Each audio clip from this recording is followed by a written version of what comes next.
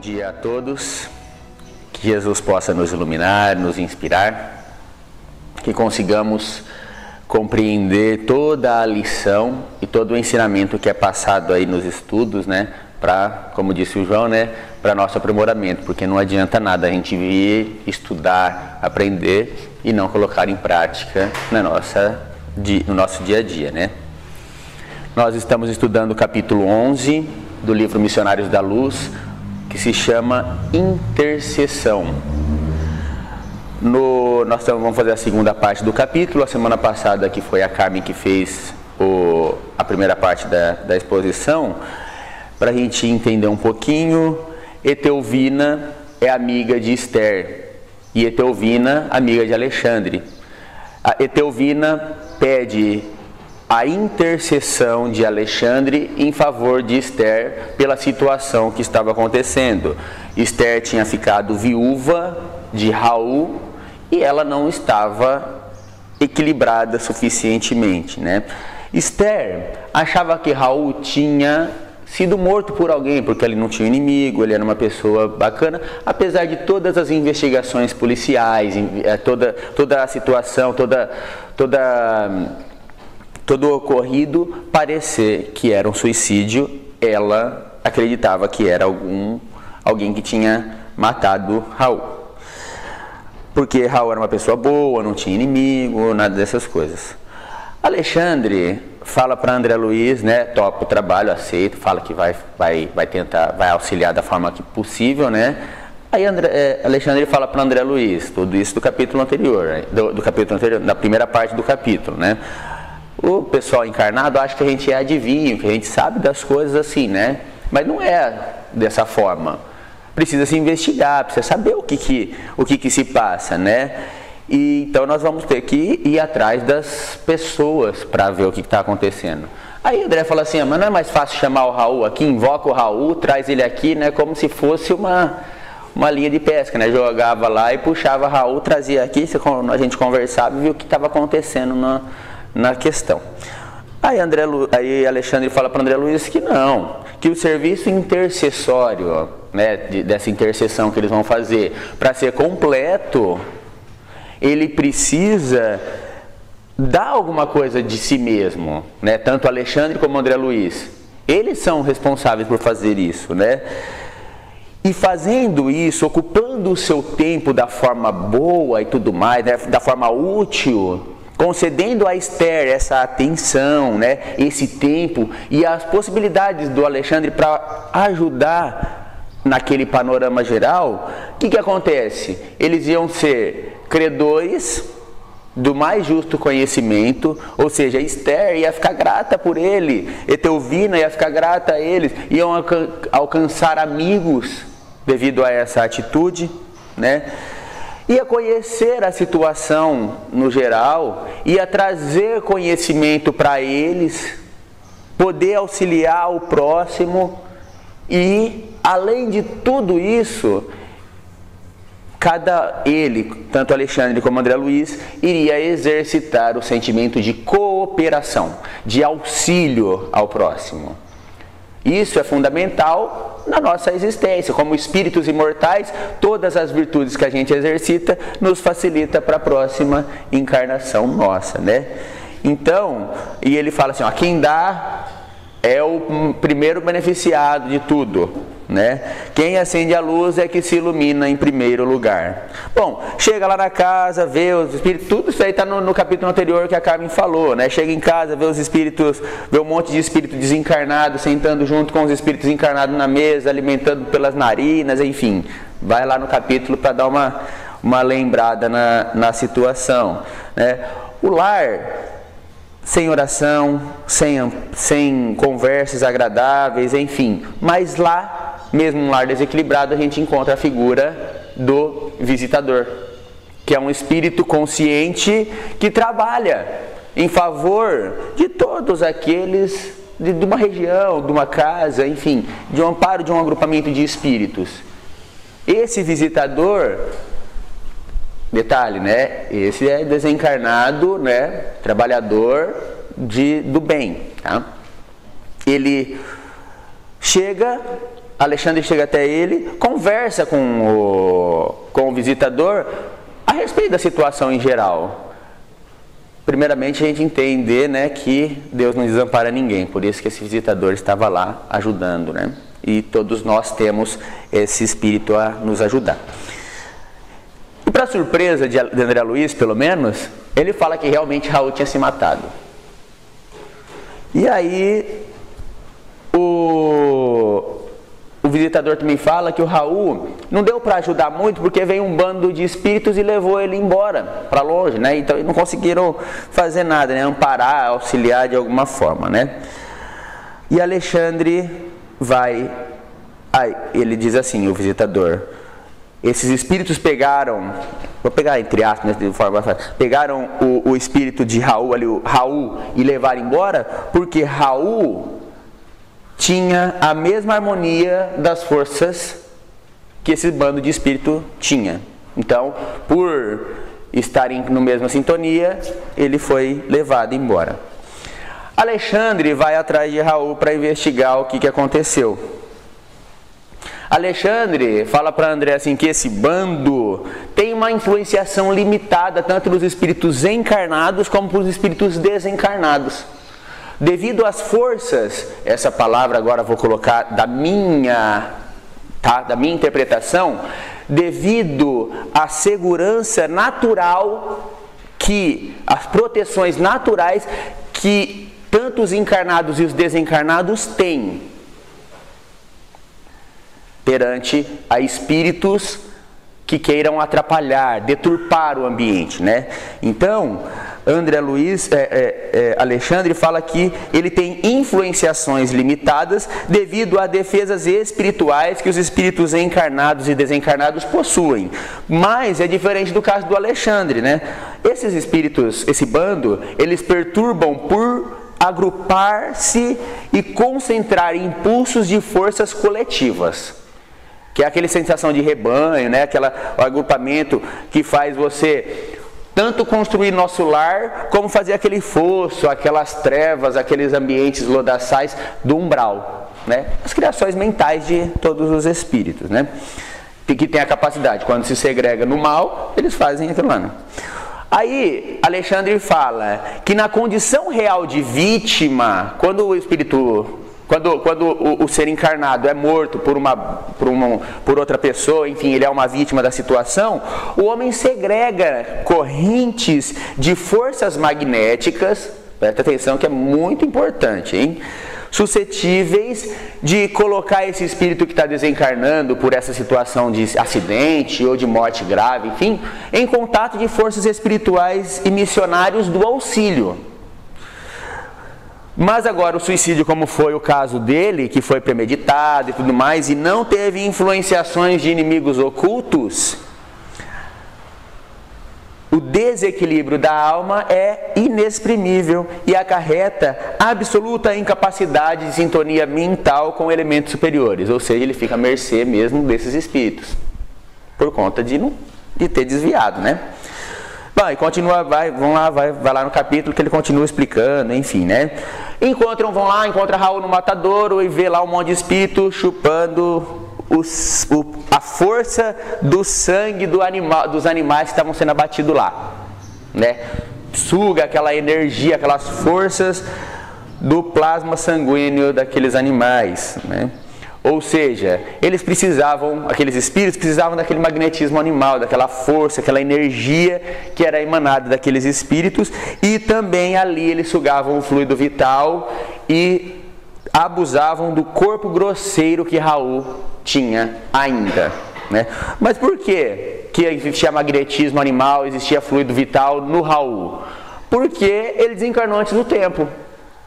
Vamos supor que quando ele encarnou, a espiritualidade deu para ele 80 anos de fluido vital. Como ele se matou no meio do caminho, ele tinha 80 anos desse sentimento, dessa energia materializada ainda, para esgotar. E aí, é por isso que os espíritos iam lá e sugavam essa energia. Para quê? Para voltar aquelas sensações que eles tinham quando eles estavam encarnados. Porque esses espíritos de condições inferiores, eles gostam ainda dessas sensações que trazem para o planeta, né? Trazem para a vida da matéria. Aí ele fala assim: Alexandre, não visitamos... Aí como a gente acha que a gente é sempre os bonzinhos, né? Que nunca está falando para a gente, André Luiz fala assim... Alexandre fala assim, ó: uai, o que você está achando de doideira aí, ó, que os espíritos estão lá chupando o sangue, a energia que está lá caída no chão? Nós mesmos não fomos, não fomos num monte de açougue, né, quando estava na Terra? Eu lembro quando eu estava na encarnação passada, Alexandre falando isso, tá? Eu lembro mesmo quando estava na encarnação passada, né, na minha última encarnação, quando matava uma criação lá de casa, todo mundo ficava feliz. Todo mundo se reunia e tal. Por quê? Porque era sinônimo de barriga cheia, de mesa farta, de abundância. Ué, qual que é a diferença que você está vendo aí daqueles espíritos? Que essa sensação? O cheirinho de picanha que a gente se agrada, né? Aquele cheirinho de assado que faz as sensações do sexo que nos trazem para a Terra, enfim. Qual que é a diferença, né? Alexandre falou isso daí, né? Com o mesmo direito, cercam-se os desencarnados tão inferiores como nós já fomos dos animais mortos, cujo sangue lhe oferecem vigorosos elementos vitais. Sem dúvida, o quadro é lastimável, mas não nos compete lavrar acusações. Cada alma pertence ao seu processo evolutivo, e se nós já passamos por essa condição inferior e hoje estamos numa condição melhor, devemos interceder e ajudar e ter disposição de auxiliar o máximo possível esses espíritos que se encontram nessa encarnação, nessa situação. Bom, eles pegam o Raul lá do meio, espanta os espíritos que está lá, volta lá, pega lá no capítulo que isso daí já foi da Carmen, eu estou só explicando para a gente entrar na nossa aqui. Então tira lá, pega Raul e leva para uma relva, né, para um gramado, e deposita ele lá. Agora começa, de fato, a minha parte do capítulo. Alexandre fala assim que o estado do Raul, depois de tão prolongada sucção de energia, é de lamentável inconsciência. Ele se perdeu de si mesmo. E ele fala assim, ó: o magnetismo é a força que move todos nós. Todos nós. E o magnetismo do mal, ele está igualmente cheio do poder, igual o magnetismo de Alexandre do bem. Alexandre não descobriu sozinho onde estava Raul? Utilizando a sua capacidade? Então, ele fala, o magnetismo do mal está igualmente cheio de poder, mormente e igualmente para aqueles que deixam ser entrelaçados pelo seu magnetismo, pelos seus tentáculos, né? Então, quem vive no mal, o mal alcança e faz o que quer. Basicamente é isso, né? O magnetismo pode curar, se for bem usado, e pode destruir, se não usar de forma correta. A inconsciência dele é total e precisamos despertá-lo. Aí Alexandre fala assim, vou ter que dar uma saída e procurar uns espíritos. Mas aí André Luiz já conhecia o Alexandre, sabia da capacidade do Alexandre. Ele fala, rapaz do céu, sei como... Então a gente não pode acordar ele por nós mesmos, né? Falando do Alexandre, você consegue, filho, acordar esse cara aí se você quiser, né? Aí Alexandre fala assim, você não conhece mesmo nada de intercessão. Porque ele está inconsciente. Se nós despertar ele, a gente vai conseguir conversar com ele. Mas você esquece de uma coisa, a primeira coisa que vai vir à lembrança dele é que ele é um suicida. Que ele deixou a família, né? Então, ele vai libertar a consciência dele para a própria dor, para os próprios problemas. Romperemos a crosta do magnetismo inferior. Isso aqui eu deixo para quem for explicar o próximo capítulo, né? Acho que é no capítulo 13 que acontece sobre o Adelino, né? A hora que ele modifica a vibração dele, né? Que ele perdoa o espírito, isso aí vai para frente, vai perceber essa crosta do magnetismo inferior, o que é, né? Que envolve Raul, regressará ao conhecimento da situação que lhe é própria, hora que caía o véu, né? Entretanto, o que acontecerá? Sentirá a dor da bala, sentirá o remorso de ter tirado a vida, enfim, né? Vai ser algo doloroso para ele mesmo. Bom, em tais casos, as primeiras impressões são extremamente dolorosas e com algumas horas para depois se aliviar. Então nós vamos buscar uns amigos e deixamos ele em cuidado dos amigos, porque nós dois não podemos ficar aqui o tempo todo. Então nós vamos colocar espíritos aqui que vão poder cuidar dele em todo esse período de desordem, desestabilidade que ele estiver. Decorrido 20 minutos, Alexandre voltou. Vocês notam que quando Alexandre deixa André Luiz ali, é porque ele vai fazer as coisas da habilidade dele, né? Que às vezes André Luiz não conseguiria. Então ele sai e vai, já conversa, já sabe onde ele vai, enfim, já mais rápido a situação, né? Então ele já deixa ali, em 20 minutos ele já volta, acompanhado de dois irmãos e tal. E de repente eles pegam o Raul e chegam numa casa espiritual de socorro urgente, localizada na própria esfera da crosta. Um quartinho espiritual iluminado ali, que atendia trabalho de emergência.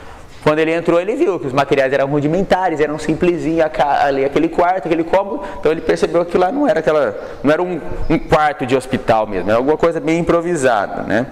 Alexandre fala para ele que nos círculos de vibrações antagônicas, né, da crosta, o que é antagônico?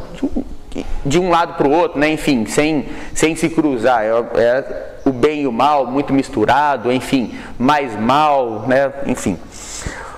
Então essas vibrações antagônicas dos habitantes da crosta, não se pode localizar uma instituição completa de ensino, de auxílio aqui na crosta. Por isso é que o trabalho de socorro há de sofrer incontestável deficiência. Tem que ser uma coisa mais simples.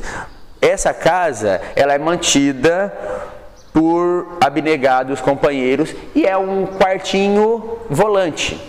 Ou seja, ora está aqui, ora está em outro lugar, onde precisar dele, ele está. Quando eu li isso daqui, eu lembrei do livro Obreiros da Vida Eterna, que nós vamos estudar mais para frente, sobre as casas transitórias de André Luiz, né? A casa transitória de Fabiano, né? Que também faz esse serviço no umbral.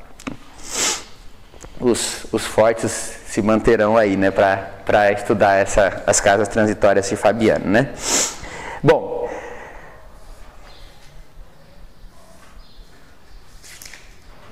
colocou Raul no leito ali e tudo mais, né? Aplicou passes na região cerebral e não passou muito tempo, ele acordou gritando, desesperado, né? Consciente, né? E olha, gritava em suprema aflição, tentando agora escalar as paredes. Tem noção? Uma situação mental de um espírito que ele chega a ponto de, hora que liberta a consciência dele, ele tem vontade de escalar a parede. Desequilíbrio total que estava ali naquele. Então, é de lastimar, né? Meu coração está partido, me ajudem, enfim, né? E aí, enfermeiros solícitos amparavam-no com atenção, mas o paciente parecia tomado de horror, olhos ao léu, né? Enfim, e gritando, chamando Esther. Aí Alexandre fala para ele, ó, Raul, tenha paciência na providência divina e fé.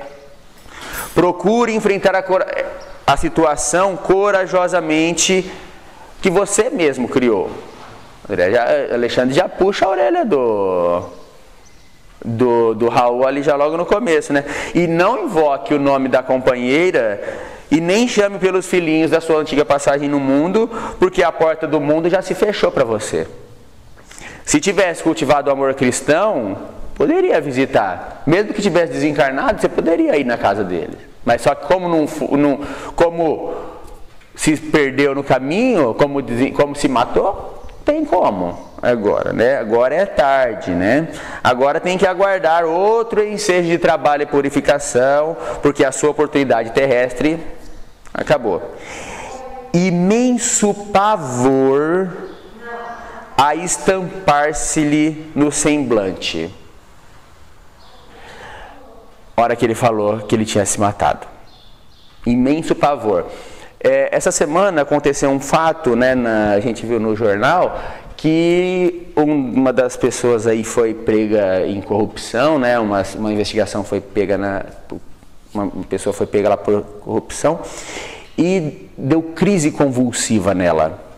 E ela foi internada. Antes dela ir para a cadeia, ela foi para o hospital, né? Porque é aquela situação do desespero, né? Foi descoberto, enfim, a pessoa é honesta, mas olha onde eu fui me meter, né? E tudo mais, olha, e a cabeça da pessoa vive a mil, né? Turbilhona, e o cara cai numa dessas, né? AVC, deu um monte de problemas. Porque situação que quem criou? A própria pessoa, ela mesma, né? Estarei morto, mas eu sinto dor, enfim, tenho as vestes ensanguentadas. Mas você não colocou arma no peito? Você não atirou? Você não jogou arma longe, né? Bom, desventurado sou, né? E vai, e vagueia, e fica triste, e chora. Aí Alexandre vira para André e fala, ó, vamos embora, que não adianta a gente ficar aqui. Vamos voltar daqui 72 horas, a gente conversa. Agora ele está em crise de culminância e não cederá antes de 70 horas. Olha que legal, né? 70 horas. Como que Alexandre sabia disso? Experiência, né? Já conhecia. Será que todos os casos são 70 horas? Não, mas o dele ele sabia que ia chegar mais ou menos nesse nível aí, né? Então, depois ele vai embora, depois ele vai voltar, né? André Luiz fala assim, ó, de regresso aos meus trabalhos, não pude esperar a hora de voltar a trabalhar, a ver aquela situação, né? Entender aquela questão. Outra coisa interessante, de regresso aos meus trabalhos. André Luiz, isso daqui não é trabalho que o André Luiz está fazendo, isso aqui é curso. O André Luiz estava usando uma hora de folga dele. Ele não fala que ele está trabalhando ainda na Câmara de Retificação no Ministério da Regeneração. Ele não, no Ministério da Regeneração, ele não fala isso. Mas ele estava trabalhando, ele tinha um trabalho e estava fazendo isso daí como um curso, como aprendizado a mais, né? E aí ele pensou, né? Olha, a simples oração de uma esposa, olha o tanto de trabalho que tinha dado para todos, o tanto de aprendizado que tinha dado para as pessoas, né? O meu tanto para ele como para o orientador, né? Como a ajuda que ia dar para Raul. Enfim, quanto de trabalho que essa simples oração não tinha feito? Tinha auxiliado, né? Decorrido 4 dias, o instrutor convidou-me a tornar ao assunto, o que me fez exultar contentamento pelas possibilidades de prosseguir aprendendo para a minha própria evolução. Voltaram, encontraram o Raul cheio de dor, mais calmo, de forma para conseguir conversar um pouquinho mais, melhor, um pouquinho mais calmo. Já sabia que não estava mais na Terra, estava desencarnado, porém, quando falava que ele tinha se suicidado, ele chorava convulsivamente. Por quê? Remorso, não tinha mais como voltar atrás. Infelizmente, ele tinha feito, né? Não tinha mais muito o que fazer. Tranquilize-se, Alexandre fala para ele. Começa a mudar o padrão mental do Raul, né? Tranquilize. Há suicidas que permanecem agarrados ao corpo por tempo indeterminado, assistindo à decomposição orgânica e sentindo o ataque dos vermes vorazes.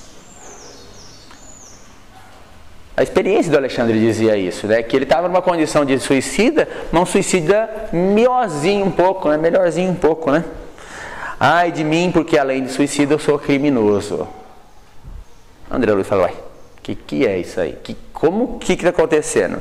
Aí ele vai contar que Noé era amigo dele. Na mocidade ele foi morar na mesma cidade que Noé.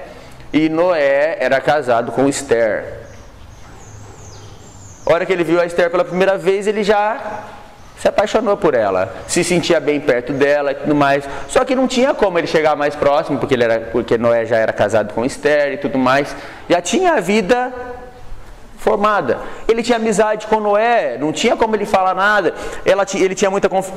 Noé tinha muita confiança em Esther, não tinha como ele implantar nenhum problema ali. Enfim, e aí mas ele queria a esposa do amigo. E aí o que ele faz? Ele pensa assim, não cederei a felicidade a ninguém. Não cederia, né? A felicidade a ninguém. Mas aí nós lembramos já no Livro dos Espíritos. O que é felicidade? Como é possível gozar o espírito de relativa felicidade na Terra, né? Como que consegue isso daí? A Kardec pergunta. Os espíritos respondem: bom, na vida material, a posse do necessário já é suficiente para ter felicidade. E na vida espiritual, a consciência tranquila. E não era isso que estava aqui. Aqui estava em jogo o quê? Sexo, esposa, né? Relacionamento. Não tinha nada a ver com felicidade aí. Aí tinha a ver com paixão, com vontade, enfim. Mas nada a ver com felicidade propriamente dita. E aí ele pensou: o amigo precisa morrer. E aí começa a tomar, ele começa a tomar doses pequenas de um determinado tipo de veneno, até o corpo se acostumar com uma quantidade que seria letal para qualquer outra pessoa.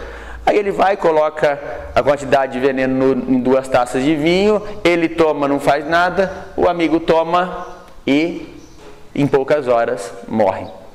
Ele vai lá consolar a viúva, né, e já faz o cortejo e tudo mais, e vai, e acaba se relacionando, né, acaba casando-se com Esther, nessa trama. Agora, ele tem o que precisa, a felicidade, né? Tem a esposa, nasce 3 filhos, mas não tem felicidade, não tem a paz da consciência. A sua consciência foi ferida sem remissão. Nas mais íntimas cenas do lar, via Noé, através da tela mental, exprobando-lhe os procedimentos. Cada beijo na esposa, as carícias nos filhos, não conseguiam afastar a visão implacável. Ao invés de decrescerem os remorsos, aumentava sempre. Enfim, no trabalho, na leitura, na mesa de refeição, na alcova conjugal, enfim. Sempre a vítima estava ali em silêncio a contemplá-lo. E aí vem outra questão, a figura de Noé. A história aqui não entra basicamente nele, mas a gente pode entrar com 2 hipóteses. Noé pode ser assim como Odila, né, no livro Entre a Terra e o Céu, que também, se mantivermos fortes, conseguiremos chegar, né, que está aí mais na sequência, aí, mais 2 livros aí depois de André Luiz, mostra um espírito que desencarnou e virou obsessor da outra esposa, né? Agora nós temos outra situação também. Nós temos outros casos, como Silveira, né, do livro Nosso Lar. Temos o caso da Ismália de Alfredo, que mesmo depois de separação, que seja por qualquer coisa que seja, ou qualquer rusa que teve, não entrou com ódio, né? Não virou obsessor, né? Mas tem as 2 situações que poderiam acontecer no caso. Quando a gente faz o mal para um espírito que não é muito bom, a gente paga e paga ainda mais, né? Porque aí tem ainda a perseguição do espírito. Se a gente faz o mal e o espírito consegue se libertar, a gente ainda fica com a dívida, né? Mas pelo menos não tem um perseguidor ali atrás, né? Mas a gente não sabe o que aconteceu com Noé no caso, porque não conta no livro. Bom, e foi assim que aconteceu. Enfim, e chegou numa situação que ele pirou e falou, não, vou me matar, e simplesmente se matou, né?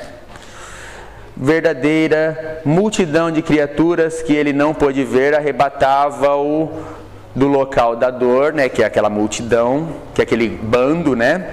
E desde então o enfraquecimento geral tomara-o por completo. Por quê? Porque os espíritos estavam lá sugando a energia dele. Sentia-se presa de um sono pesado e angustioso, cheio de pesadelos cruéis, até que Alexandre despertou ele naquele dia lá, e aí ele foi se retomando a consciência. Então, essa é a visão interna, vamos dizer assim, do espírito que estava sendo, vamos falar pelas materiais que é mais fácil, né? Chupado ali a energia, né? Sugado a energia que ele tinha ali naqueles fluidos vitais que ele tinha deixado quando ele tinha se matado. Beleza? É isso aí, pessoal. Muito obrigado. Tenham um ótimo dia.